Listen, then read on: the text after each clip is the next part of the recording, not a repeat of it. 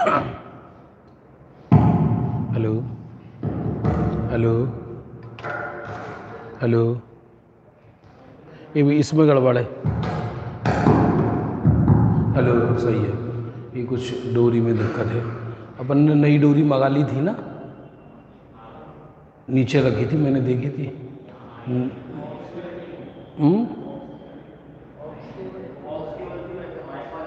अच्छा। वो गई कहाँ फिर ऑक्स केबल? वो कैसे लगेगी, काय में लगेगी वो?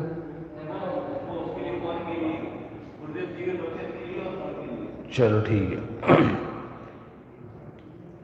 नमो अरिहंताणं, नमो सिद्धाणं, नमो आयरीहाणं, नमो वज्रायाणं। तो बड़ा दिक्कत हो गया।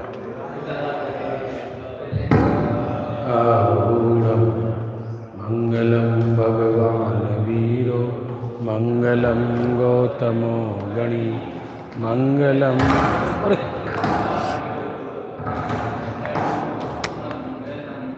सर्वमंगल मांगल्यम सर्वकल्याणकार प्रदानम सर्वधर्माणां जैनं चेतु सारस्वतम्। अज्ञानतिमिरान्धानां ज्ञानाञ्जनशलाकया चक्षुरुन्मीलितं येन तस्मै श्रीगुरवे नमः। आत्मा ज्ञानं स्वयं ज्ञानं ज्ञानात् करोति किं परभावस्य कर्तात्मा मोहोऽयं व्यवहारिणाम्।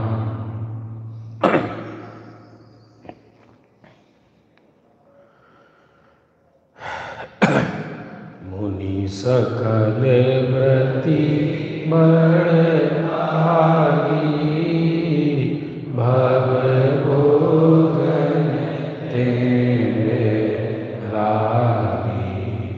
बैराग्य उपावन ही, चिंते अनुप्रेक्षा भाई। इन चिंतत सम सुख लागे, जिनि ज्वलन भवन के लागे। जब ही जिय आत्म तब ही जिय शिव सुख ठाने। जो बन ग्रह गोधन नारी, है गए जन आज्ञाकारी। इंद्रिय भोग छिन भाई, सुर धनु चपला चपलाई। सुर असुर खगाधिप तेरी, मृग जो हरिकार दलेती। मणि मंत्र तंत्र बहु कोई, मरते न बचावे कोई। बस, हाँ ये भी हो गया था पांचवा। चौगति दुख जीव परि बर्तन पंच करे। सब विधि संसार असारा, यहाँ में सुख नहीं लगा। अपनी धर्मेंद्र जी के देहावसान के वैराग्य प्रसंग पर अपनी 12 भावनाओं का चिंतन चल रहा है। अनित्य, अशरण, संसार, ये तीन भावनाएं हुई थी। यानी संयोग अनित्य हैं, क्षण भंगुर हैं जितने संयोग हैं। अशरण, तो अब इसमें से पॉजिटिव क्या निकलेगा? आत्मा नित्य है, आत्मा नित्य है, अनित्य। अशरण, कोई जगत में शरण नहीं है। कुर्सी पे बैठ जाओ, आदि से कुर्सी रखी ली, बैठ जाओ, नहीं कोई दिक्कत नहीं, कुर्सी पे बैठ जाओ। कोई शरण नहीं है दुनिया में।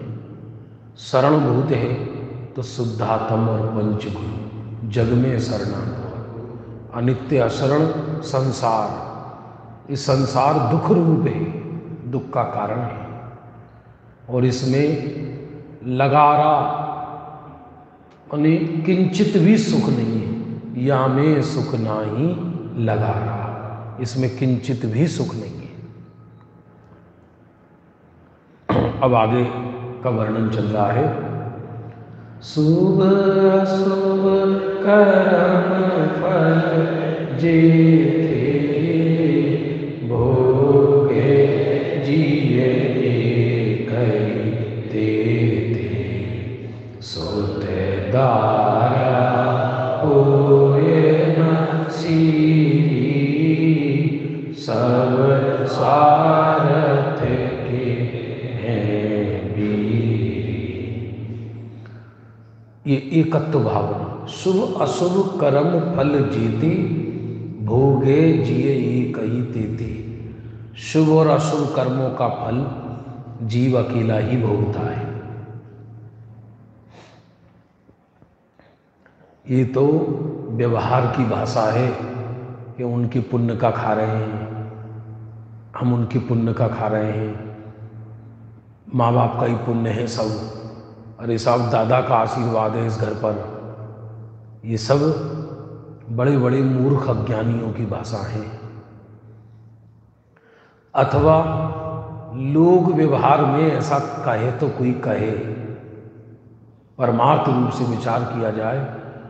जैसे रेलवे का रिजर्वेशन होता है, टिकट, आज वो नहीं लगाया बेटे अपना मुमुक्षु आश्रम वाला?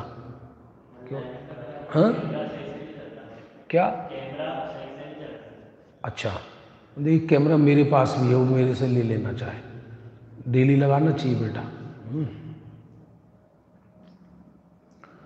देखो जैसे रेलवे की टिकट होती है, उस रेलवे की टिकट पर लिखा रहता है अनट्रांसफरेबल। ये टिकट जो व्यक्ति सफ़र कर रहा है उसी के लिए वैध है, माने दूसरा उस पर कोई सफ़र नहीं कर सकता। यदि आप रेलवे की टिकट लेकर जा रहे हैं, किसी दूसरे व्यक्ति का कैंसिल हो गया जाना और आप उस पे बैठ के जा रहे हैं, आप पे टिकट है, आप विदाउट टिकट हैं या टिकट सहित हैं? बताओ।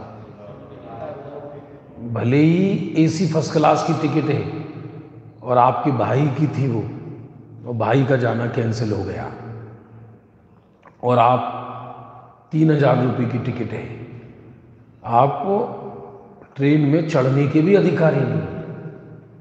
कोई कहेगा कि सब में बिना टिकट थोड़ी, टिकट तो है ना, नहीं, टिकट अनट्रांसफरेबल है। वैसे ही पुण्य पाप ये अनट्रांसफरेबल है।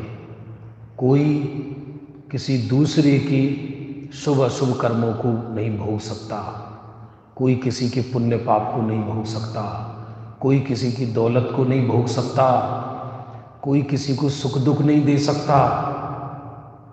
सब व्यवहार, सब समझ लो कहने की भाषा है, जगत की बातें हैं। अपन कहते हैं ना घर में सब सुख सुविधा हो, सब पिताजी का ही पुण्य है जी।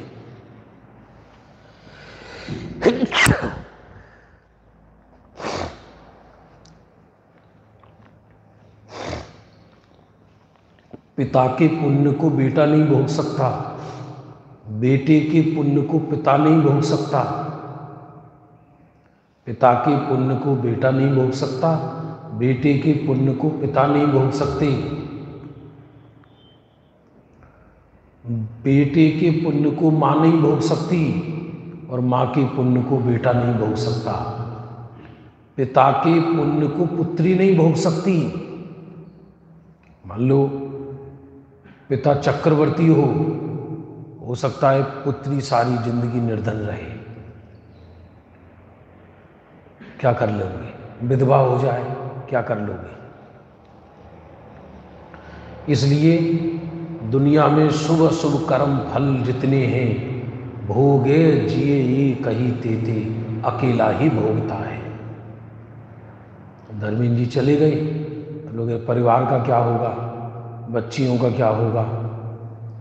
ये सब व्यवहार की, लोक व्यवहार की भाषा है। जब वो थे तब भी पिता के पुण्य को पुत्री नहीं भोगती और पुत्री के पुण्य को पिता नहीं भोगता।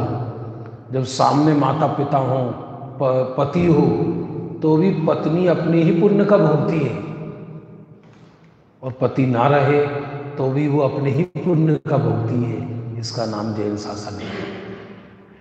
समझ में आ रहा है कितना गजब की बात है?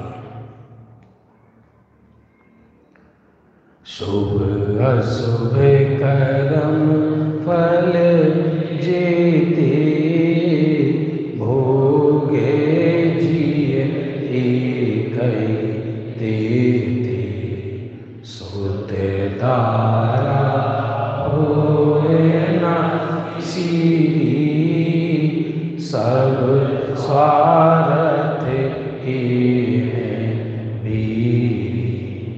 सुत दारा होए न सीरी, सुत माने पुत्र, दारा माने स्त्री, होए न सीरी, सीरी माने शीतल सुख के कारी सुख देने वाले नहीं है कोई इनको।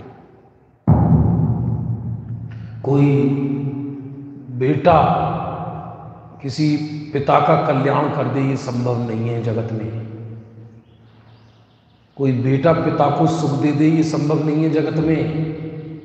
ये तो खूब सुना होगा आपने कि पिता मोक्ष जा रहे हैं और बेटा नरक जा रहे हैं, लेकिन ऐसा भी होता है कि बेटा मोक्ष चला जाए और पिता नरक चला जाए, जैसे रावण। अब रावण की पत्नियां अर्जिका बन के स्वर्ग जा रही हैं और रावण खुद नरक गई। कोई कैसे, कोई सबकी आराधना अलग अलग है, सबके पुण्य शुभ अशुभ भाव अलग अलग हैं, पुण्य पाप के परिणाम अलग अलग हैं। ये जो कहा जाता है ना, सामूहिक पाप का उदय, सामूहिक पुण्य का उदय, ये व्यवहार कथन है।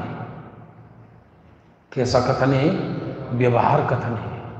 सामूहिक पुण्य सामूहिक पाप होता ही नहीं है। वो तो कोई एक साथ सब जीवों ने एक से भाव किए हों, व्यवहार कथन है। अब प्रथमान योग भरा पड़ा है इससे। अब देह छूटा संजीव जी का और धर्मेंद्र जी का, तो असाता के उदय से छूटा या आयु कर्म के अभाव से छूटा? रोगों से छूटा या आयु कर्म के अभाव से छूटा? और अब परिवार का क्या होगा? जब वो थे तब भी परिवार अपने ही पुण्य पाप का भोग रहा था, और जब वो नहीं है तो भी परिवार अपने पुण्य पाप का ही भोगेगा। जीव अकेला ही पुण्य पाप करता है, अकेला ही पुण्य पाप भोगता है, अकेला ही मोक्ष जाता है, अकेला ही संसार में परिभ्रमण करता है। कोई किसी के सुख दुख में साथी नहीं है। ये लोक की व्यवस्था है, ये विश्व की बड़ी अद्भुत व्यवस्था है।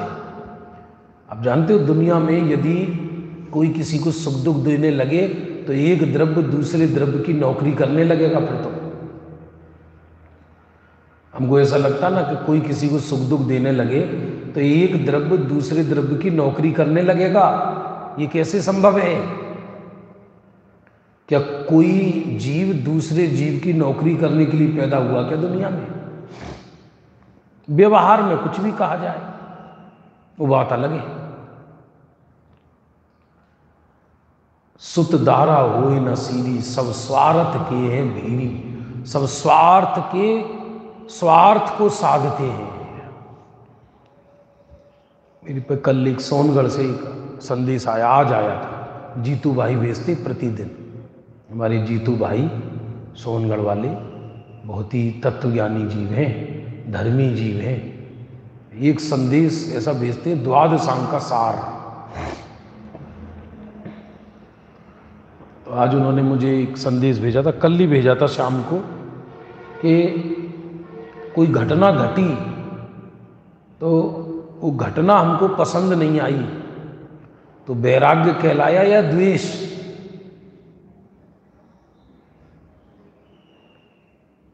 नहीं आया समझ में। कोई घटना घटी, अब घटना चाहे मृत्यु की हो, मृत्यु तो हम कह रहे हैं, मृत्यु है या जीव का जन्म है। और परमार्थ रूप से देखो तो 6 द्रव्य में तो किसी की भी मृत्यु नहीं है, और जो शरीर है ये भी द्रव्य नहीं है, असंख्यात पुद्गल परमाणुओं का जत्था है। ये जो शरीर जो नजर आ रहा है, ये तो एक स्वतंत्र सुख जो मुख्य पर्याय है वो भी नहीं है। तो किसी का देह छूटा और वो घटना हमको पसंद नहीं आई, तो फिर वो वैराग्य कहलाया या द्वेष कहलाया?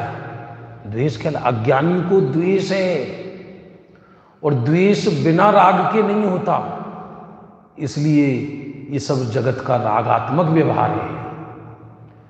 अज्ञानी को भी शोक होता है, ज्ञानी को शोक अस्थिरता के कारण होता है, और अज्ञानी को शोक विरुद्धता के कारण होता है, विपरीतता के कारण। क्या कहा, फिर से सुनना बात को। अज्ञानी को शोक अस्थिरता के कारण होता है, और ज्ञानी को शोक नहीं, अज्ञानी को शोक विपरीतता के कारण होता है, और ज्ञानी को जो शोक होता है वो अस्थिरता के कारण होता है।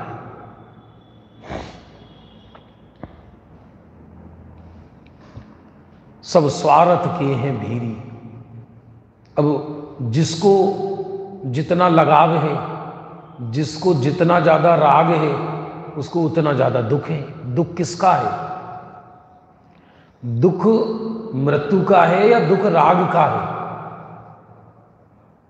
बताओ। और यदि दुख मृत्यु का हो तो सर्वाधिक दुख सिद्धों को होना चाहिए, क्योंकि दुनिया में सर्वाधिक मृत्यु सिद्धों के ज्ञान में आती है। ऐसा कौन सा पल है, ऐसा कौन सा समय है जिस समय में कोई दुनिया में जन्मता ना हो और कोई मरता ना हो? एक पल भी तो बताओ, एक क्षण, एक पल दुनिया में, जबकि जब जीव ना कहीं जन्मता है, ना कभी मरता हो। अब पढ़ लेना, भारत में प्रत्येक मिनट कितने जीव जन्म लेते हैं और कितने जीव देह छोड़ते हैं। लेकिन हमारा जिससे अटैचमेंट है, हमारा जिससे राग है, दुख देह छूटने का नहीं है, दुख मोह का है, दुख राग का है, दुख अपने प्रयोजन का है।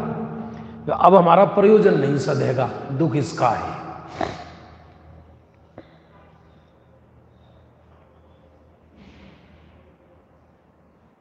अब प्रयोजन नहीं सधेगा, दुख इसका है।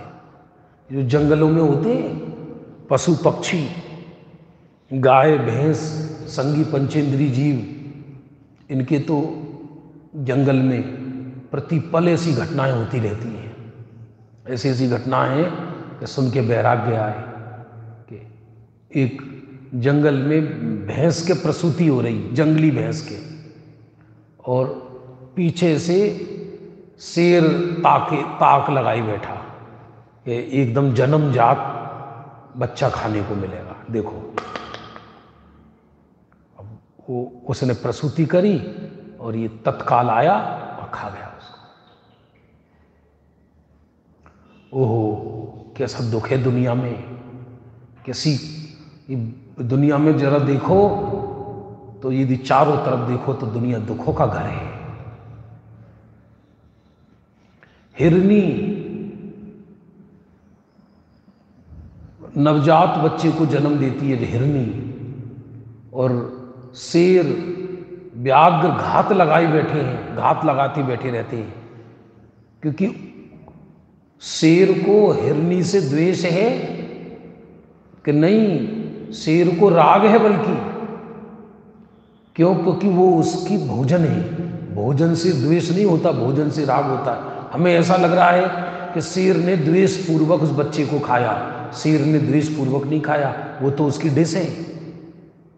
ये दुनिया देखा जाए, राग द्वेष का नाम संसार है। कौन किसको बचाए, कौन किसको मारे, कौन किसको सुख दे, कौन किसको दुख दे। सब स्वार्थ के हैं भीरी, सब स्वार्थ के भीरी हैं। अभी मान लो शरीर ऐसा हो, शरीर ऐसा हो, उठा ना जाए, चला ना जाए, व्यक्ति खाट में पड़ा हो 10 वर्ष से, फिर देह छूट जाए, तो बाहर में 100 लोग भी ये कहेंगे, देखो भाई भगवान ने सही किया, भगवान ने सही किया। अब बेचारे दुख भोग रहे, दुख से मुक्ति मिल गई। 3 दिन भी नहीं रहता दुख। कुछ दुख रहना कोई अच्छी बात है, ये मैं नहीं कह रहा। वस्तु स्वरूप में ही ऐसे आए, वस्तु स्वरूप में व्यक्ति यूज्ड टू हो जाता है। ये तो हमें लगता है दुखों का पहाड़ टूट गया, क्यों? हमारा प्रयोजन सिद्ध नहीं हो रहा, इसलिए दुखों का पहाड़ टूट गया। हमारा प्रयोजन भी क्या था? राग का प्रयोजन था हमारा क्या काय का प्रयोजन है। बाकी जिस जीव को जिस काल में जन्म सर्वज्ञ भगवान ने देखा है, उस जीव का भगवान ने उसी समय मृत्यु काल भी देखा है। निश्चय से तो ना कोई जन्म है, निश्चय से ना कोई मृत्यु है। इसलिए अपने अपने सुख को रोवे पिता पुत्र दारा, सब अपने अपने सुख को रोते हैं। और वो भी सुख नहीं है लौकिक सुख जिसको कहते हैं, पारमार्थिक सुख तो कौन किसको दे, वो तो संभव ही नहीं है। ऐसी ऐसी घटनाएं मिलती हैं। कल मैं बता रहा था ना, समय तो श्रद्धांजलि सभा में तो कोई प्रवचन नहीं हो पाता है।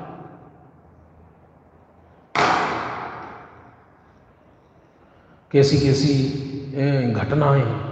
पुत्र इतने इतने बैरागी राजा हुए कि पत्नी को गर्भवती जानकर तिलक करके चले गए गर्भ पे, क्योंकि इतने वैराग्य थे। तो उन्होंने अनुमान ज्ञान से मालूम पड़ गया कि पुत्र पैदा होने वाला है, चलो बारिश मिल गया, अब अपने को चिंता की जरूरत नहीं है। दीक्षा लेके चले गए। दीक्षा लेकर, अरे जन्म तो होने दो, 8 वर्ष का तो होने दो, फिर 8 वर्ष का हो जाएगा तो फिर राग बढ़ जाएगा कि 15 वर्ष का होने दो, फिर जब 15 वर्ष का हो जाएगा तो फिर शादी होने दो, फिर शादी होने दो तो फिर पोते पोतियों का राग खड़ा हो जाएगा, फिर तो संसार ही संसार है। इसलिए जिनको गड्ढे में गिरना है वो गिरेंगे ही, जिनको कल्याण करना है वो करेंगे ही। ये हो जाए, ये हो जाए, ये हो जाए, ये दुनिया के काम कभी पूरे होने वाले नहीं। कभी दुनिया में किसी को पूर्ण अनुकूलता मिलने वाली नहीं है। स्वर्गों के इंद्रों को भी प्रतिकूलता है, तीर्थंकरों को भी सर्वथा अनुकूलता नहीं है। यदि तीर्थंकरों को सर्वथा अनुकूलता होती तो वो दीक्षा लेकर क्यों जाती? जो संसार विषय सुख हो तो तीर्थंकर क्यों त्यागे, काहे को शिव साधन करते संयम सो अनुरागे। यदि संसार में सुख होता तो तीर्थंकर क्यों त्यागते? इसलिए कष्ट किसी के जाने का नहीं है, कष्ट मोह का है। क्योंकि यदि जाने अकेले जाने का कष्ट हो तो जाते तो दुनिया में बहुत लोग हैं, उनके जाने का हमको कहां कष्ट होता है। तुर्की में 50,000 लोग मरे, हमको कोई कष्ट हुआ था क्या? एक दिन भी हमारी चाय छूटी थी क्या? अभी भी देख लो ना, हमारा एक दिन भी भोजन छूटा है क्या किसी का? कि पानी नहीं पिया, कि दूध नहीं पिया, कि चाय नहीं पी। क्यों? कोई शरीर तो अपनी डिमांड करेगा। शरीर, और देखो जैसे परसों शमशान गए तो शमशान में हमको लगता है कि शमशान भैया बहुत डरावनी जगह है, उसी शमशान में फूल भी खिल रहे हैं। उन फूलों को तो ये मालूम ही नहीं है कि ये शमशान है। बकरी को कोई भाव भाषण नहीं है, गांव की बकरी को कहीं शमशान है, वही बकरी चल रही है वो। और वहीं हाँ, ये तो जितने पढ़े लिखे लोग हैं उतनी ज्यादा ग्रहित मिथ्या दृष्टि है। जितने ज्यादा पढ़े लिखे लोग हैं उतनी ज्यादा ग्रहित मिथ्या दृष्टि है।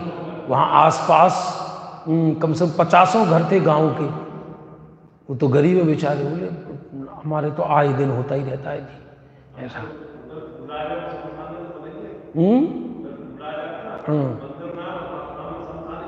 हाँ तो भैया ये तो सब अपने अपने कष्ट हैं व्यक्ति के, वो कष्ट वो भी भ्रम जनित हैं। सब स्वार्थ के हैं भीरी, सब अपने स्वार्थ को रोते हैं। सब विधि संयोग सुतेदारा हुए नसीरी, सब स्वार्थ के हैं भीरी। जल पे जो जिए तन मेला, पे नहीं भेला, तो प्रकट जो दीदान क्यों मेरे सुत रामा। ये कौन सी भावना है? अन्यत्र। एकत्व भावना में ये नहीं बता रहे शरीर और आत्मा एक है। एकत्व भावना में ये बताते हैं व्यक्ति अकेला ही जन्मता है, अकेला ही मरता है, अकेला ही पुण्य पाप के फल को भोगता है और अकेला ही कल्याण करता है। हमको लगता है इनके तो बहुत फॉलोअर्स हैं, कोई किसी का फॉलोअर्स नहीं है, सब अपने अपने स्वार्थ के फॉलोअर्स हैं। सांत्वना देने वाले भी सांत्वना ही दे के तो चले जाएंगे, वो भी लोग व्यवहार निभाने आते हैं। लोग व्यवहार निभाने देखो, क्योंकि जिनवाणी की गद्दी है, जिनवाणी की गद्दी पे ना तो लोग व्यवहार की बात कही जा सकती, ना कोई लोग व्यवहार की बात कही जा सकती, ना असत्य। सांत्वना में तो व्यक्ति जब चला जाता है तो जिन लोगों को उनसे परिचय भी नहीं है जीवन भर का, सुनना, कभी उनके साथ रहे नहीं, कभी उनके साथ उठे नहीं, बैठे नहीं, चले नहीं, उनका स्वभाव नहीं देखा, उनके साथ रहे नहीं, उनके दूर दूर से उनका संबंध नहीं, कहो तो कभी चेहरा भी नहीं देखा हो, तो भी लोग व्यवहार में व्यक्ति उनको हजारों विशेषण लगा के बोल दें। केवल क्या बोलते हैं, लोग व्यवहार में बताने के लिए हम कितने हितैषी हैं इनके। दुनिया तो दुनिया है, दुनिया तो दुनिया है, जगत तो जगत है। लोग व्यवहार अलग है और पारमार्थिक सत्य अलग है। पारमार्थिक सत्य तो ये है, हम किसी की कितनी भी निंदा करें, हम किसी के कितने भी गुण गाएं, ना हमारे गुण गाने से कोई महान हो जाता, ना हमारी निंदा करने से कोई निंदनीय हो जाता। लेकिन अपने परिणामों का फल वो जीव स्वयं भोगता है। किसी के लाखों फॉलोअर्स हों, फिर से सुनना, किसी के लाखों फॉलोअर्स हों, करोड़ों फॉलोअर्स हों, तो वो लोगों की सद्भावना का फल भोगेंगे या अपने परिणामों का फल भोगेंगे? अपने परिणामों का।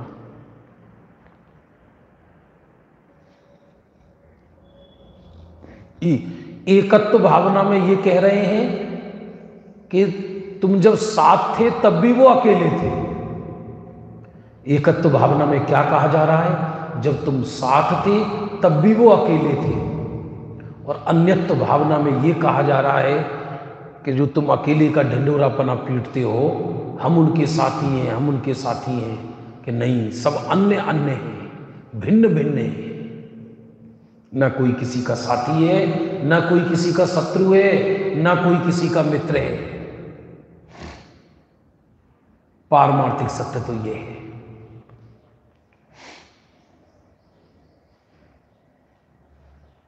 सब स्वार्थ के धीरी है। जिनका जिससे स्वार्थ जुड़ा है उसको उतना कष्ट होता है। स्वार्थ माने मोह का कष्ट। चक्रवर्ती दीक्षा लेके चले जाते हैं, चक्रवर्ती की रानियां स्वयं दीक्षा ले लेती हैं। कुछ देर कष्ट होता है मोह का, फिर मोह उनका भी गल जाता है, दीक्षा ले लेती है। अब मान लो चक्रवर्ती की रानियां दीक्षा ले ले, और जो चक्रवर्ती दीक्षित होकर वन जंगलों में चले गए वो वापस आ जाए कि अब हम दीक्षा छोड़ के घर में आ रहे हैं। अब जो उनकी रानियां अर्जिका बन गई उनसे कहें कि तुम देखो हमारे लिए बहुत रो रही थी ना, हम घर वापस आ रहे हैं, अब तुम घर आ जाओ, वो घर आएंगी क्या?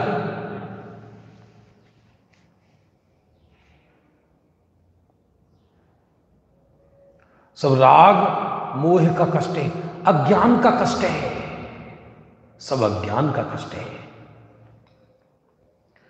सोतेदारा होए नसीरी सब स्वार्थ के हैं भी,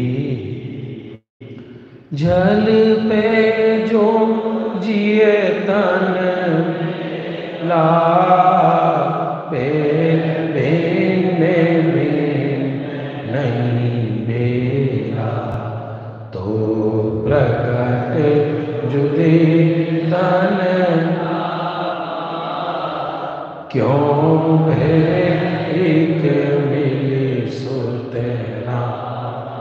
अन्यत्व जल पे जो जिए तन मेला। जल पैमाने, पैमाने दूध, तो दूध और पानी, मेला माने मिले हुए। जिस प्रकार दूध और पानी मिले हुए नजर आते हैं, पे भिन्न भिन्न, ये सब भिन्न भिन्न है। भिन्न नहीं भेला माने एक में एक नहीं है, मिले नजर आते हैं पर अलग अलग है। जल पे जो जिए तन मेला, पे भेने नहीं। शरीर दो तरह के नहीं होते, एक जिंदा शरीर और एक मृत शरीर। शरीर दो तरह के नहीं होते, शरीर तो एक ही तरह का है। शरीर तो जड़ ही है। आत्मा के कारण शरीर जिंदा कहा जाता है, लेकिन जिस समय शरीर में आत्मा रहती है उस समय भी शरीर मृत है। जिंदा शरीर और मृत शरीर दो तरह के शरीर नहीं होते, शरीर एक ही तरह का है।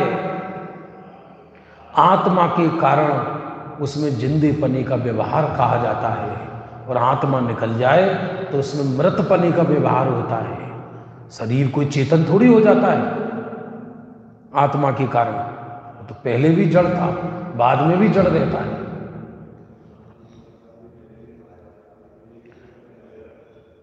बहुत ही गजब की ये जो पांचवी ढाल है, वास्तव में विचार किया जाए बहुत ही अद्भुत है, अति अद्भुत।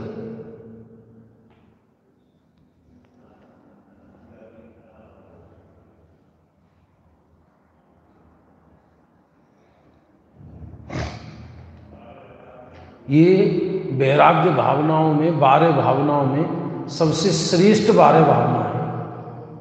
मुझे इसमें जो रस आता है अन्य किसी में मुझे जरा भी रस नहीं आता है।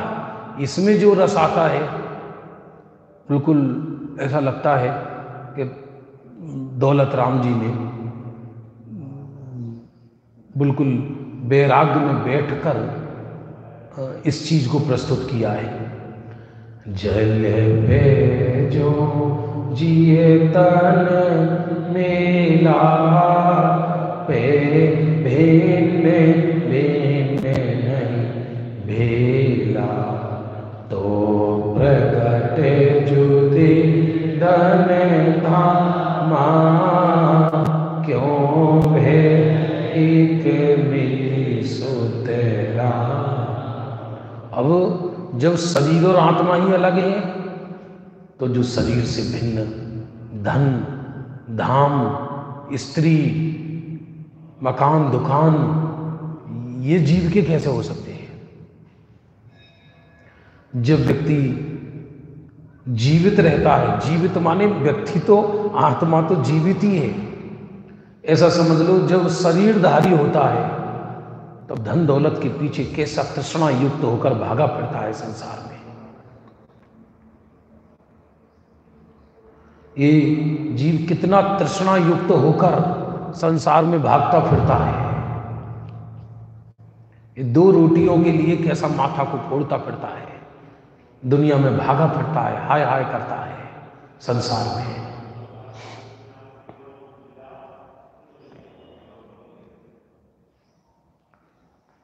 लेकिन वो तो बिल्कुल प्रगट है, प्रगट भिन्न है।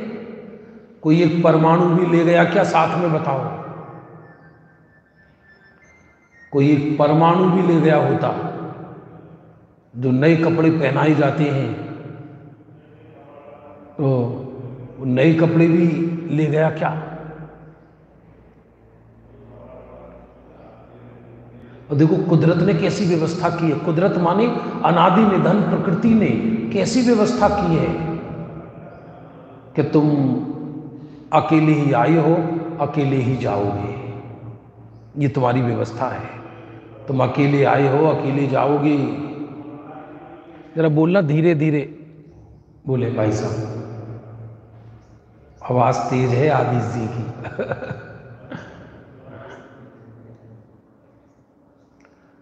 कितनी सुंदर व्यवस्था है। जन्म होते ही प्रकृति सत्य बताती है कि तुम एक ले आए हो और कुछ लेकर नहीं आए हो। और जब जाता है जीव तब प्रकृति सत्य बताती है कि तुम अकेले ही जाओगे, कुछ लेकर नहीं जाओगे। ये भी नास्ति का कथन है। मेरा जो कुछ है वो सब मेरे साथ जाएगा। याद रखना, जो आता है साथ में और जो जाता है बस वही मेरा है। आता क्या है मेरे साथ में? मेरे गुण आत्मा के, वो मेरे साथ आते हैं। जाता क्या है? मेरे आत्मा का वैभव मेरे साथ जाता है। तो जो मेरे साथ आता है वही मेरे साथ जाएगा, और जो मेरे साथ आता है वही मैं हूं। जो मेरे साथ जाता ही नहीं है वो मैं कैसे हो सकता हूं? इसलिए ये सब व्यर्थ का पागलपन है, व्यर्थ की माथा फोड़ी है। ये पागलपन है, पागलपन। ये श्रीमद् राजचंद्र जी कहते हैं, श्रीमद् राजचंद्र जी, यदि छाछ और रोटी का इंतजाम हो, केवल क्या कहा, छाछ और रोटी का मात्र इतना इंतजाम हो केवल, तो बाकी पाप के चक्कर में नहीं फंसना चाहिए। शांति से आत्म कल्याण करो। अब जो शरीर ही भिन्न है, जब शरीर ही भिन्न है तो बाकी सबकी भिन्नता की क्या कथा करना। जो अत्यंत निकट है शरीर वो ही भिन्न है। परिवार, मित्र, धन दौलत आदि, काहे के धन दौलत, किसके धन दौलत? धरती का मालिक धरती है या हमें? अब ये प्लॉट हमारा है, कुछ दिन के लिए एक माथे में एग्रीमेंट बन गया, ये प्लॉट हमारा है तो ले जाओ उसमें से, तुम्हारा है तो। तुम्हारा होता तो तुम साथ ले जाते। ये मकान हमारा है तो 10, 20, 50, 100 ईंट ले जाते तोड़ के उसमें से। यहां या हम तुम ले जाएंगे, कौन ले जाएगा? तो जब चीज ही पृथक है तो जो एकत्व भावना में ये बताया कि तुम अकेले हो, और अन्यत्व भावना में ये बता रहे हो जिसको तुम अपना मान रहे हो वो तुमसे भिन्न है। इसलिए एकत्व भावना में अस्थि की चर्चा हुई और अन्यत्व भावना में नास्ति की। सब भिन्न भिन्न है, और जो चीज मुझसे भिन्न है वो मेरे साथ कैसे आ सकती है, वो मेरे साथ कैसे जा सकती है, उसके सुख दुख का मेरे से क्या संबंध है।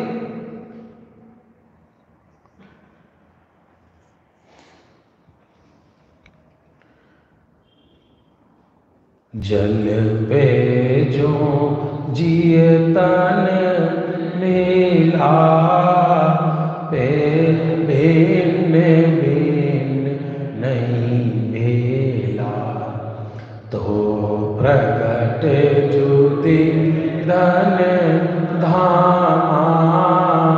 क्यों भेद एक मिली सुत रामा। सब प्रगट जुदे धन धामा, सब प्रगट है धन धाम। देखो आश्चर्य, उन त्रियंचों को कभी भोजन की चिंता नहीं होती जिनके दुकान नहीं है, जिनके कोई फैक्ट्री नहीं है। उन त्रियंचों को कभी चिंता नहीं होती। और सबसे ज्यादा चिंता मनुष्यों को है रोटी की।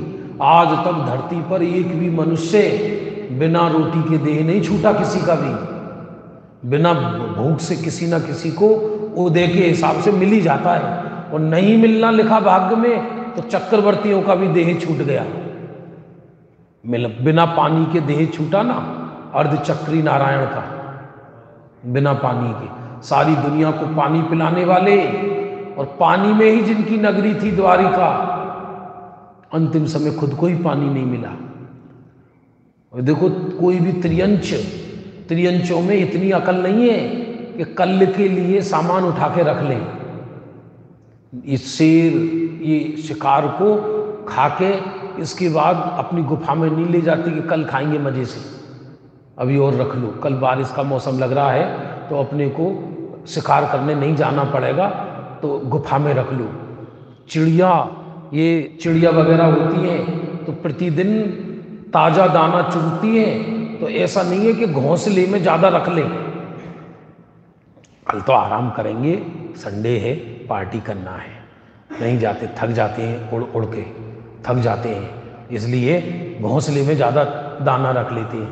वो चिड़िया कि जिसके छोटी सी चोंच है, घोंसला भी है, वो अगले दिन के लिए दाना नहीं रखती। शिकारी हिंसक पशु भी अगले दिन के लिए मांस नहीं रखता। और मनुष्य है, सबसे ज्यादा चिंता मनुष्य को ही हो रही है। जो मनुष्य मोक्ष जा सकता है सत्य चिंतन करके, उस मनुष्य को ज्यादा चिंता हो रही है कि भोजन का क्या होगा, रोटी का क्या होगा, पानी का क्या होगा। हद ही हो गई। और जैन कुल में तो इसको, जो जैन कुल में एक बार जन्म ले लिया किसी ने, तो इतना तो हर जैन कुल ने लेकर आया है कि वो खुद भूखा ना रहे और उसके घर से कोई साधु भूखा ना जाए। अरे जैन धर्म किसको कहते हैं? जैन धर्म में तो ये कहा है तुम भूखे हो तो भी पहले दान दो, फिर रोटी खाना, जिससे कि तुम अगले जन्म में भूखे ना रह सको। ये कहा है। चंदन वाला 3 दिन तक बेड़ी में जकड़ी रही, और सेठानी ने मर ना जाए, कहीं हत्या का पाप लग जाए, इसलिए सूप में कुछ छिलके मिलके कुछ दाल वाल खाने को दी। इधर मुनि महावीर आ रहे थे, मुनि महावीर, तो वो सोचती हम तो वैसे भूखे मरे जा रहे हैं, डेली महाराज जी घूमते रहते हैं, अब पहले हम खाएं या महाराज जी को दें, हमारे तो वैसे ही कुछ खाने को नहीं है। नहीं, जो स्त्री 3 दिन की भूखी हो उसने पहले ये भावना नहीं भाई कि मैं भोजन करूंगी, उसने पहले ये भावना भाई कि पहले मैं किसी त्यागी व्रती मुनिराज को आहार कराऊंगी, तब मैं भोजन करूंगी। वो भोजन अभक्षय है जिस भोजन में अतिथि का संविभाग ना हो। ये जैन शासन है। ये भूखा श्रावक भी ये भावना बाता है कि पहले मुनिराज को भोजन कराऊं, पहले किसी श्रावक को भोजन कराऊं, पहले किसी त्यागी को भोजन कराऊं, जब मैं भोजन करूंगा। ये देखो, ये है जैन शासन किसकी चिंता, कैसी चिंता? सबका पुण्य पाप न्यारा न्यारा है ना। और खूब पुण्य का उदय हो, गोदाम के गोदाम भरे पड़े तो नहीं भोग पाए। और जो जंगलों में रहते त्रियंच, जिनके एक समय की कोई खबर नहीं है, उनको भी समय पे मिल जाता है। काहे को चिंता में मरे जा रहे हैं दिन रात? किस चिंता में मरे जा रहे हैं और क्यों चिंता में मरे जा रहे हैं? ये तो देखो रात को चर्चा करूंगा मैं इसको, अभी समय हो रहा है।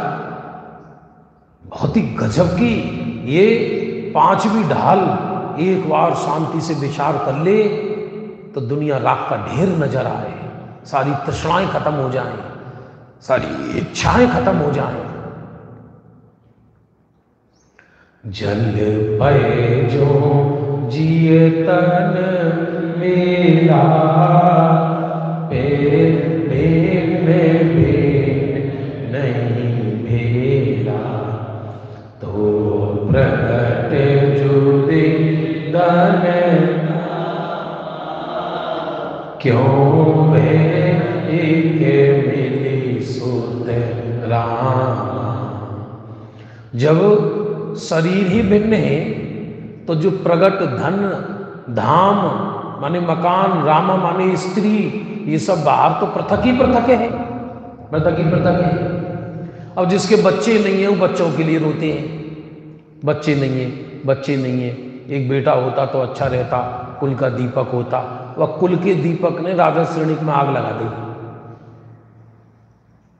खुद बेटा ने ही बाप को मारा, जेल में डाला। लगा लो कुल का दीपक।